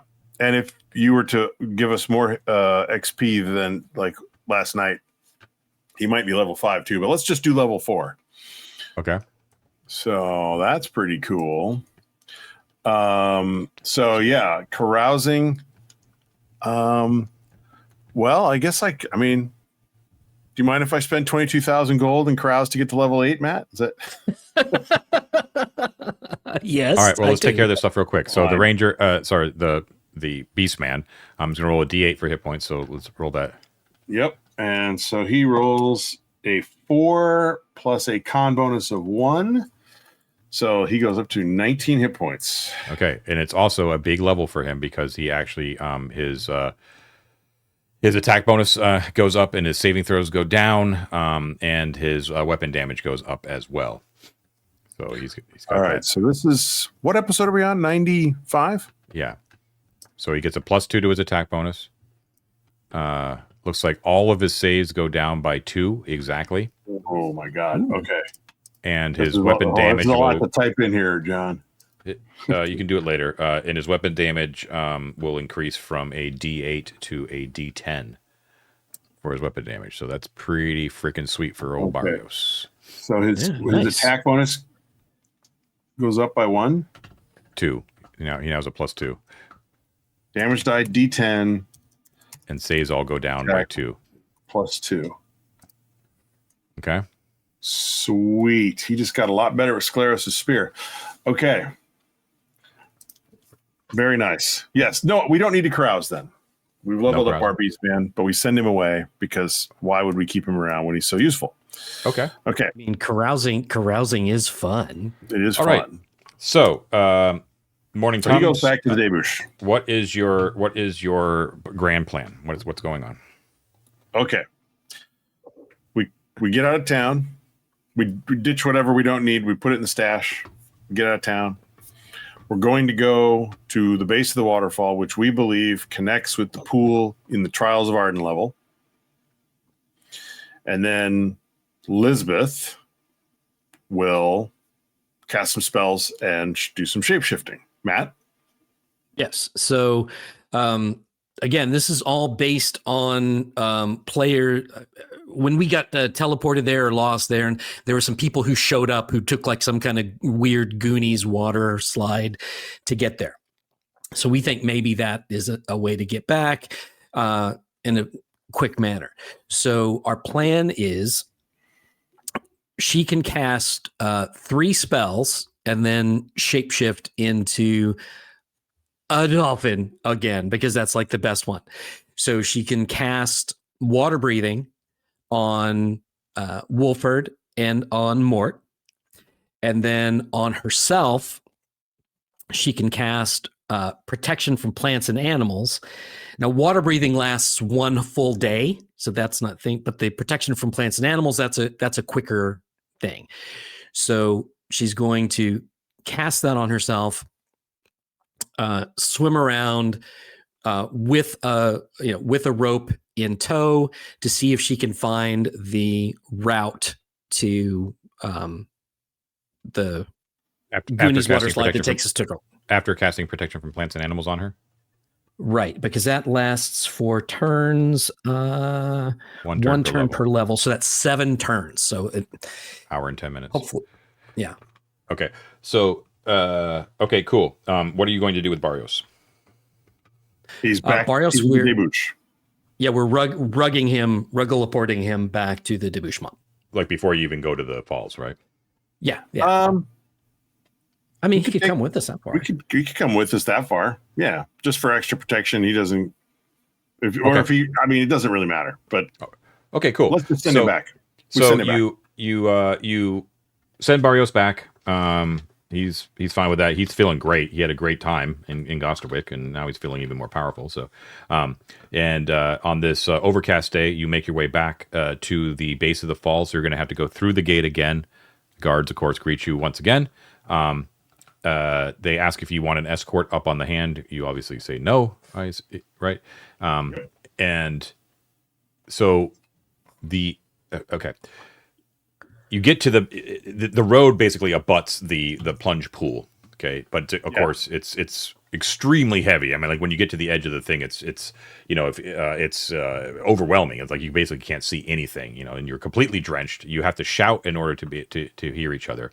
The benefit of it is the fact that because you've gone off the road towards the plunge pool, none of the knights or anyone else who's traveling on the road can really see you because you're obscured by the mist coming off of the pool. That's the one benefit of this whole thing. So anything you do here is basically masked, relatively.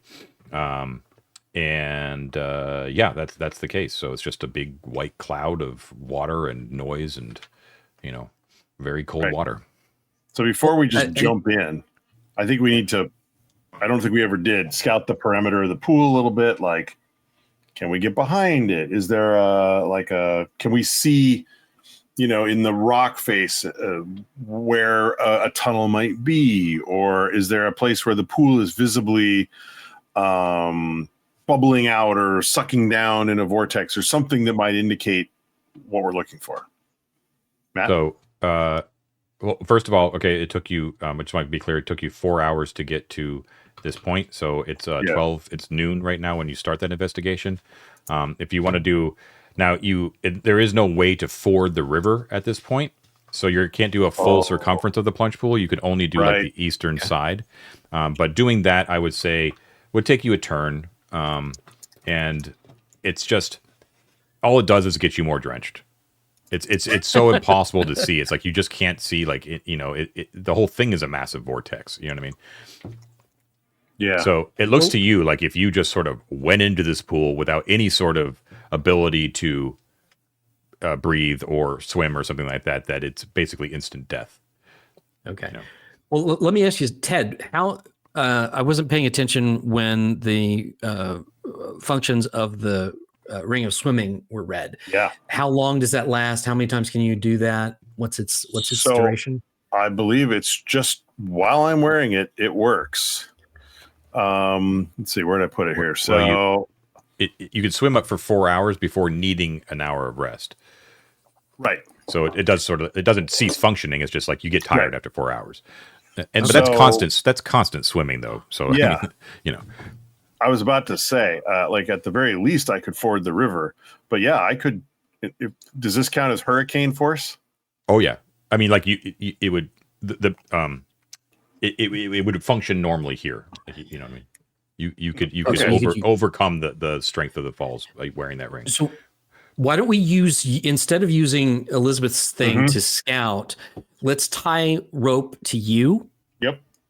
Right, just in case. Yep. You can use your ring. She'll go ahead and cast water breathing on you because it lasts a day. Okay. I can scout. Yeah, that's fine. Yeah. So let's tie our ropes together, John. So we have shoot. I have a 50-foot length. I have 50 she's got 100 feet. So yeah, let's tie. You have 200 feet of rope. 200 feet of rope. That's going to take a turn to attach. Now 1220. Okay. And you know what? Wolford will, since we're obscured by this mist, if we definitely can't be seen, he'll change back into his Azure Shield armor and carry the Scleros mail. Scleros' mail. Okay. So you just sent Barrios back to the middle of the goblins naked. What a stud. Okay. Now he can have it. He can have it. You can deliver it to them. It's no big deal. So yeah, I'm gonna. It wasn't clear, John, or I'm sure you said it and I didn't quite catch it. Like, does the ring work no matter what I'm wearing, or do I have to divest myself of armor and gear? Or it says that you get that movement rate of 210 feet if the wearer is clad in appropriate garments. So it doesn't actually say exactly what that means, but I think we kind of understand that it means like not wearing armor. You know what I mean? If you want that movement rate, you can still swim, I would say, but you just you can't move that. You can't move that fast without being like, you know, wearing your skivvies. 210 is pretty fast. So I'll tell you what I'll do. I'll strip down to my disgusting goblin loincloth, and I will tie the rope around my waist, and with a column, I will jump into the water and start swimming. Well, she'll cast water breathing on you first. Yeah. We already said that. Yeah. I'm just thinking. I don't think there's anything else I really need to have on me. And I don't want to. Yeah, that's fine. I'm going to go and jump in the water. I'll wear the belt of Dwarven kind. Can I wear that? You're asking me? I don't know. Like, the beard might slow you down. Can I swim with it? Yeah, you can still swim with it. Yeah. Okay, fine. Okay. All right. So into the plunge pool you go. Your little form, especially not wearing any armor, your little gangly form, it looks like, for all intents and purposes, it looks like you would be immediately sucked down and water would fill your lungs and you would die a horrible death. But the rest of you on the shore, actually, is it just Wolford and Elizabeth? Yeah. You just see Mort sort of disappear into the water. Mort, you are able to withstand the pummeling of that water. I would say that it does allow you to swim, but it's, you know, the force of the water is still like a problem. You know what I mean? So you kind of have to kind of stay away from like the direct like downpour of the water coming down. I was imagining I'd go along the edge of the pool to the rock, and try and work my way over that way. Okay, cool. Yeah. So you do that. You kind of move behind the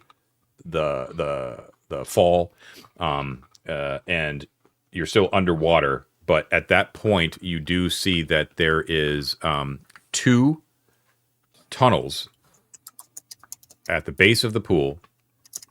One is 35 feet below the pool's water line. The other one is 40 feet below the water line.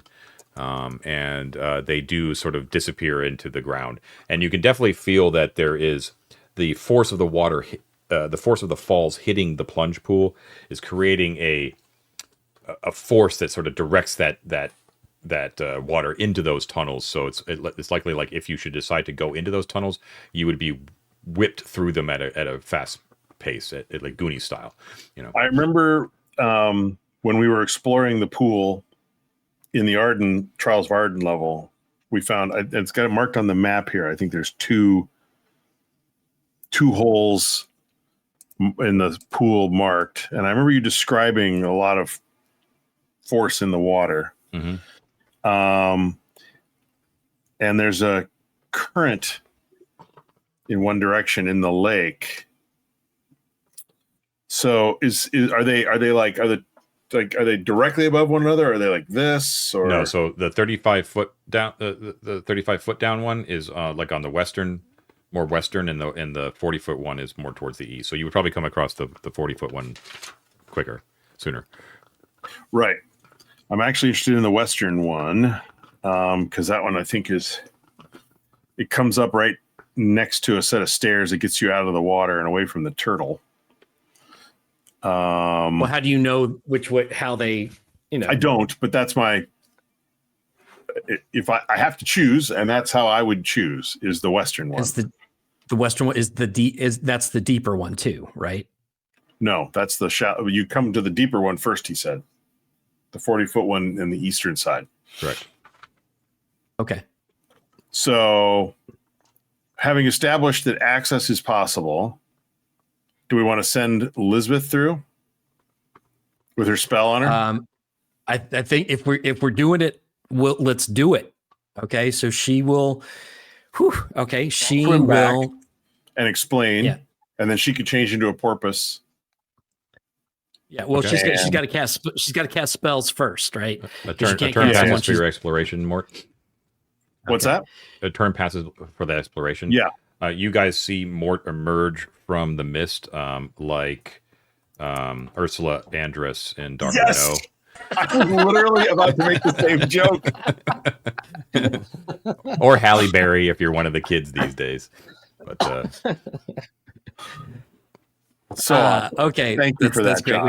We have a good. Okay, so she's gonna layer up here. She will cast barkskin upon herself to protect her dolphin form from getting buffeted too much by the Okay. stuff.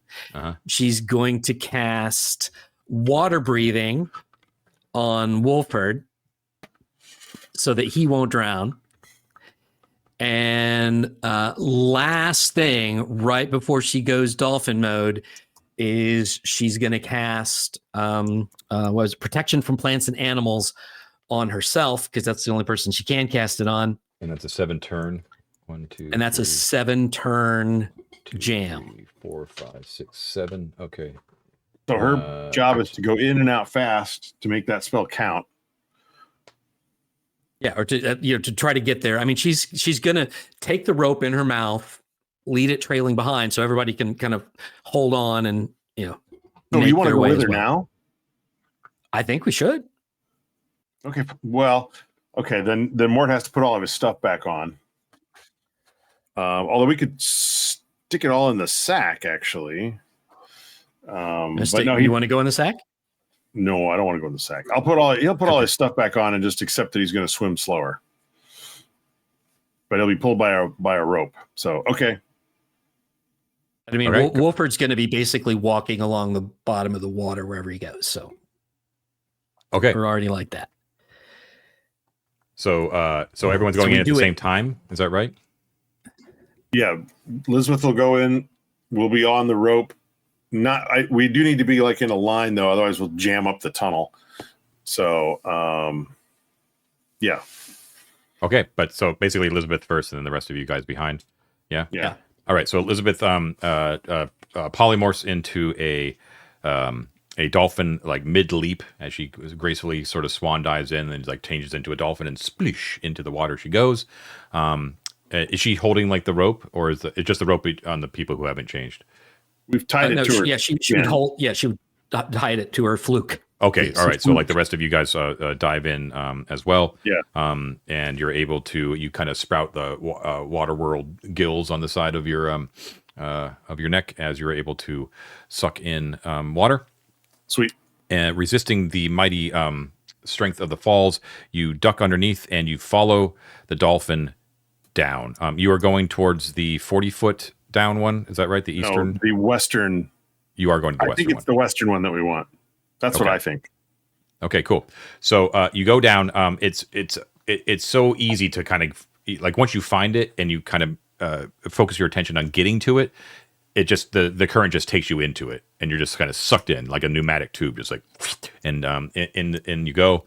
And all of you, since you took the correct precautions, are able to make your way down through this tunnel. It looks like it's about 1, 2, 3, 4, 5, 6, about 70 feet long of a winding, completely water-filled tunnel, and you bloosh out into underneath the grotto pool.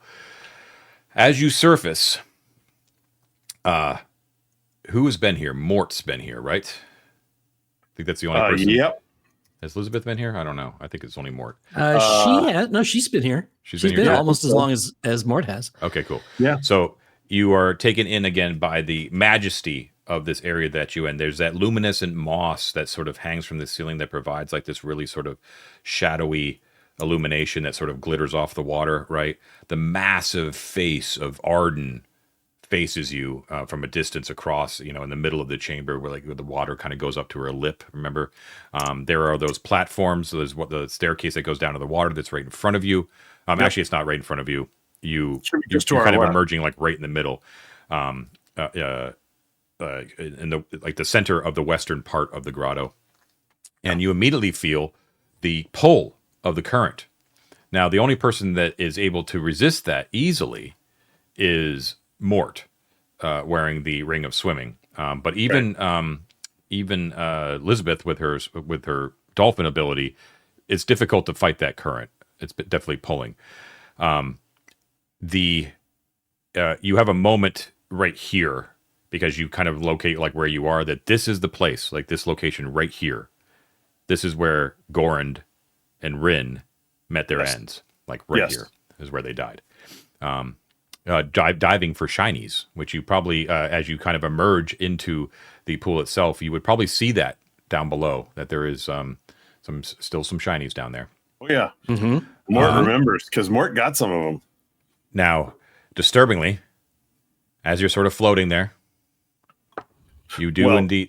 I mean, it's a split seconds, of course, but yeah, okay. And you know where to look because you've dealt with it before. But way off in the darkness to the east, which is the direction the current is pulling you, you can see that there are ripples in the water that are coming closer, carefully, slowly. Okay, so Lisbeth, with her protection from plants and animals, like how long did this take? Like not even a turn. Very, very. Oh, quick. okay, cool. Yeah. So she, in her dolphin form, with protection from plants and animals. So this says when it's cast, she chooses, whether it's animals or plants. Obviously, chose animals, and let's see. Yeah, life forms of the selected type cannot touch or physically attack the caster. So she's going to, kind of lure him and take up his visual space. Like she's going to get right in the face of this turtle and kind of lure him away from the party so that the party can make a break for that stairwell that goes. Well, there's two tunnels actually, Matt. There's two that go up. Do you see? They go under the long hallway. Yeah. So there's one right in front of us, 20 feet away. Yeah. Are we on the eastern side or on the western side? We're on the western side. Okay. The tortoise is on the eastern side. Yeah. So she's going to distract the tortoise since it can attack her, but it doesn't know that. To give everybody else a chance to scramble up that stairwell on the western side. And Mort will help drag Wolford out. Okay, cool. So, okay, that sounds great. Okay, so you got that protection on, and you swim your dolphin. Elizabeth swims her dolphin form. The turtle, and there's a meeting down there underneath the water, right?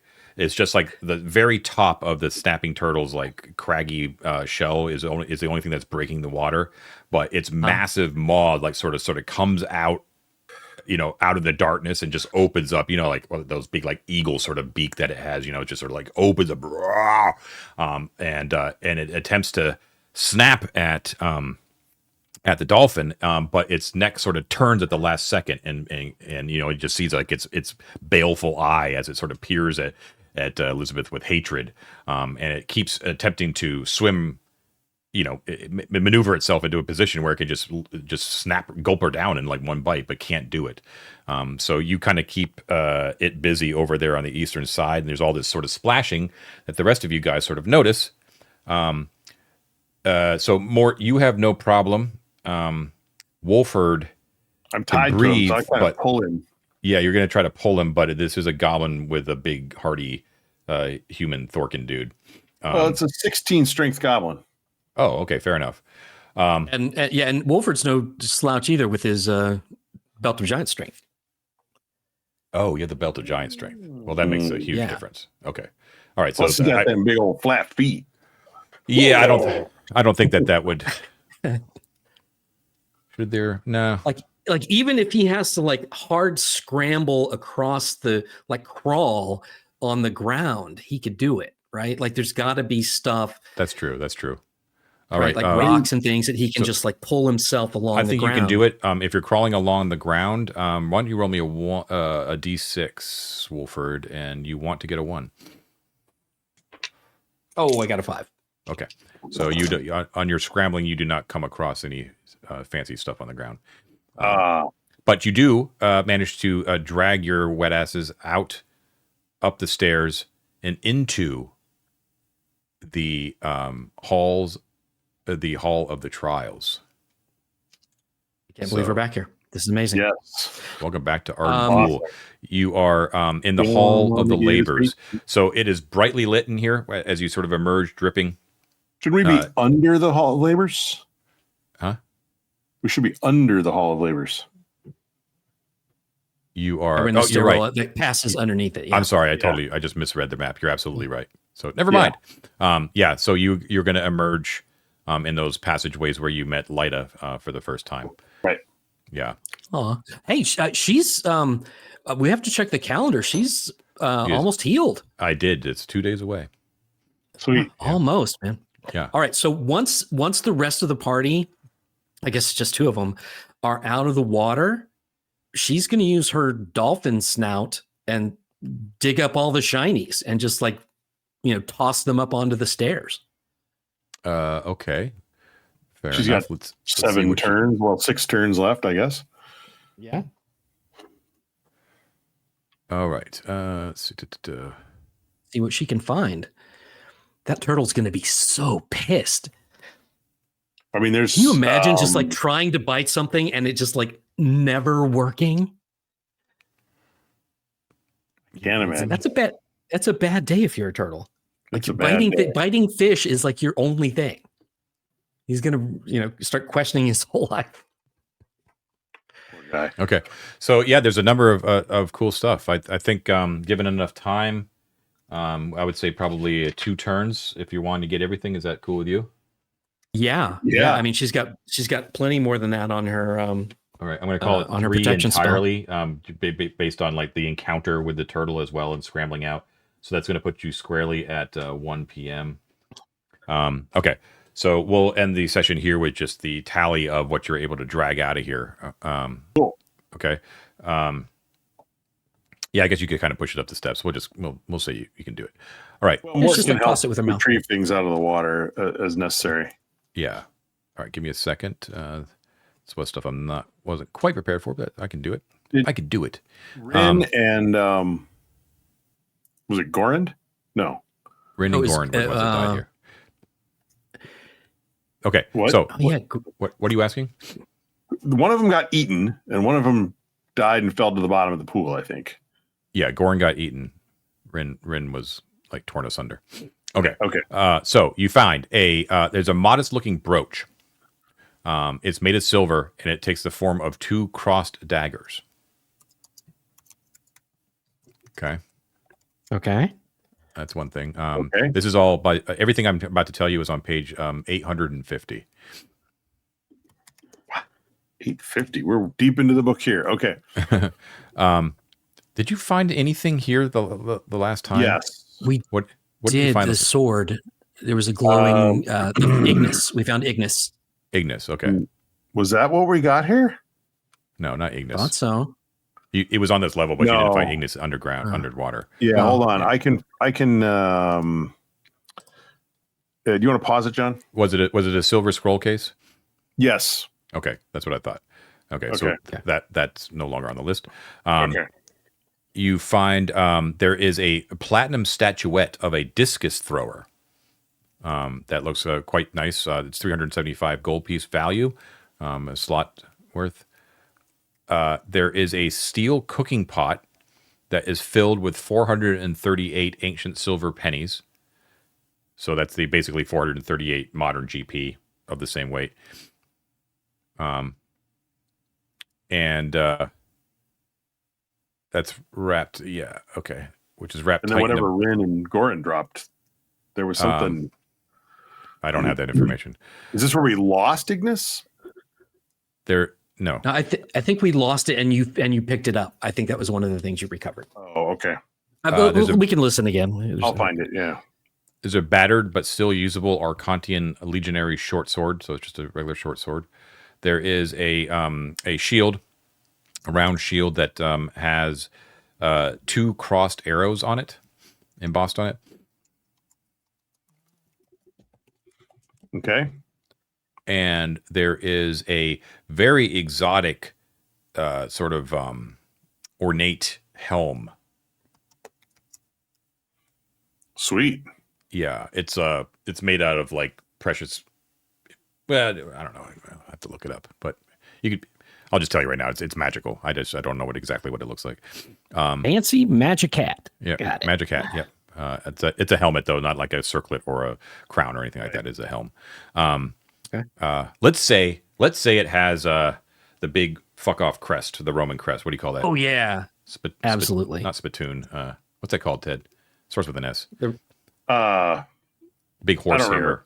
I know what you're talking about though. Do you mean the Roman crest or the Greek one? The big horsehair one is the really tall one is Greek. Oh, is it? But the Romans did crests on their helmets as well. I mean the Roman one. That's what kind of one I'm picturing. The small. Yeah. That kind. That's what it looks like. There is also an ivory coffer that is carved with scenes from the Fourth Labor of Arden. Check out our attack on effects for full details of the Fourth Labor of Arden. Yeah. And that ivory coffer inside actually contains 2 unused candles, which look rather interesting. 2 of the tokens of Arden, which you've used it on this level to get past certain entrances. Like the rings? What do they look like? I can't remember exactly. The one that Mort had is a ring that like fit into a space, right? Yeah, I have the Trials of Arden entry ring that was actually used to open the door that we left by because we didn't come in this way. So the token of Arden, there's 2 of them. Oblong platinum, about 6 inches long, with an image of Arden in the same like kneeling pose as the cliff face on one face, and then the other face it says Nunc defensus est. Now she must be defended on the other. Interesting. Okay. You have come across these before, I know. Yeah.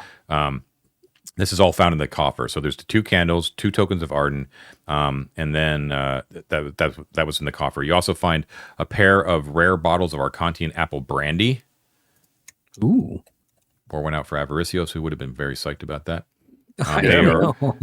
They're in a leather carrying case, and they're each worth 90 gold. Okay. And there's a smattering of coin too. I would say that Elizabeth would probably just say fuck it to the CP. There's not that much. There's 75 silver pieces and 51 gold pieces, and those are normal modern day. Okay. It's badass. That's so amazing. It's all page 850 for that stuff. I have to remind David next time he's there that he could use his detect magic to determine certain things, if he wanted to. Yeah. But for now, we'll say that you are in that corridor you're at the top of the steps that continues north, but could also lead west. You see what you see what I'm saying? Yep. Yeah, right there. I have a party token. Okay. Like that. Okay. Like that. Boom. All right. So let's leave it there. Call it a day. That's awesome, man. That's amazing. Cool. I'm pretty jazzed we made it back here. Yeah, that was a really, really good planning. That you ended up getting a lot of cool stuff done. It always helps when there's only a small amount of players. Yeah. move shit right along. Okay, so that'll do it for the first episode of 2025. This has been episode 95 of the Halls of Arden Vul.